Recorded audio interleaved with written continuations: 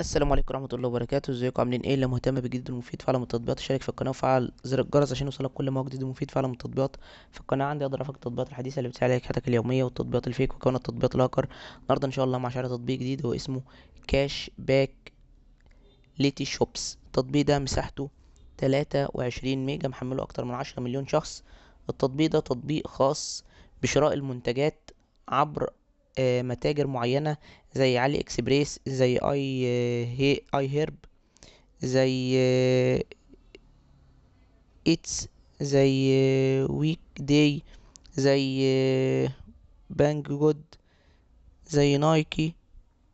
الماركات دي كلها بتقدر انت تدخل على التطبيق ده وتختار الماركة او المكان اللي انت عايز تتسوق منه، وتقدر تتسوق منه. وتقدر بعد ما تتسوق وتشتري المنتجات اللي انت عايزها تحصل على كاش باك من المعاملات بتاعتك اللي انت عملتها. الكاش باك ده بيرجع لك فلوس حقيقية عن طريق الباي بيل، وتقدر ان انت تسحبها.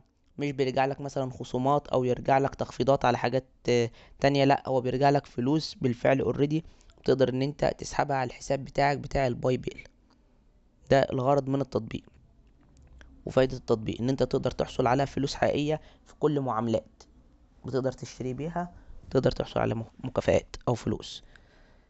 مشكلة التطبيق ان هو اول حاجة بيتضمن اعلانات وبيطلب منك الاشتراك وشراء التطبيق، بالاضافة ان التطبيق بيكون باللغة الانجليزية مفيهوش لغة عربية.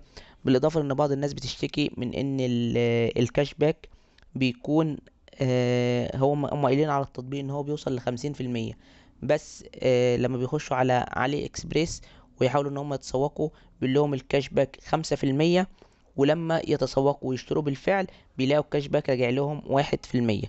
وده بيحصل برضو في المتاجر التانية، ان هو من الكاش باك مش بيكون عالي للدرجة اللي هم قايلين عليها في التطبيق. دي برضو بعض العيوب اللي موجودة في التطبيق. بس كده يعتبر افضل شرح للتطبيق بالنسبه للمميزات والعيوب. لو عجبك شرح التطبيق يا ريت تدوس لايك للفيديو. لو عايز شرح تطبيق معين يا ريت تسيب لي في كومنت. لو اكتشفت ميزه وعيب للتطبيق في اي تحديث من التحديثات القادمه اكتبها في تعليقات الفيديو.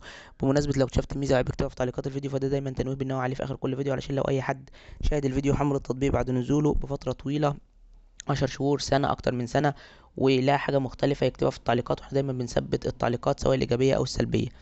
اما لو انت دخلت على القناه ولقيت الفيديو موجود على القناه بقاله فتره طويله وخايف ان انت تحمل التطبيق يكون في حاجات ما تعجبكش، فانت ممكن تكتب لي في تعليقات الفيديو او تراسلني على الفيس او على ماسنجر على الاكونت باسمه راجع برامج، وتقول لي اشرح لي التطبيق وانا هنزل لك شرح مفصل ومبسط للتطبيق، مميزاته وعيوبه، وازاي بيشتغل، وازاي بتشترك عليه، وازاي بتلغي الاشتراك، وكل حاجه عن التطبيق. الكلام ده بنقوله ليه؟ بنقوله عشان بعض الناس بتخش على التطبيق او بتخش على الفيديو وتحمل التطبيق، وبعد ما تحمل التطبيق، بالذات للتطبيقات اللي موجوده على القناه بقالها فتره طويله يعني، بعد ما تحمل تقول لك احنا ده انت ليه مش قايل كل الحاجات اللي موجوده في التطبيق، ليه مش قايل كل الحاجات الايجابيه، ليه مش قايل كل الحاجات السلبيه. ده ببساطه لان دي تطبيقات يعني بنزلها تحديثات مستمريه. يعني لو انت حملت التطبيق بعد نزول الفيديو بيوم، بيومين، باسبوع، بشهر، هتلاقي كل الحاجات اللي انا قايلها هي اللي موجوده.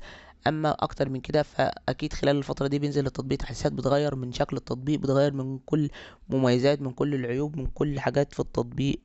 وشكرا، سلام عليكم.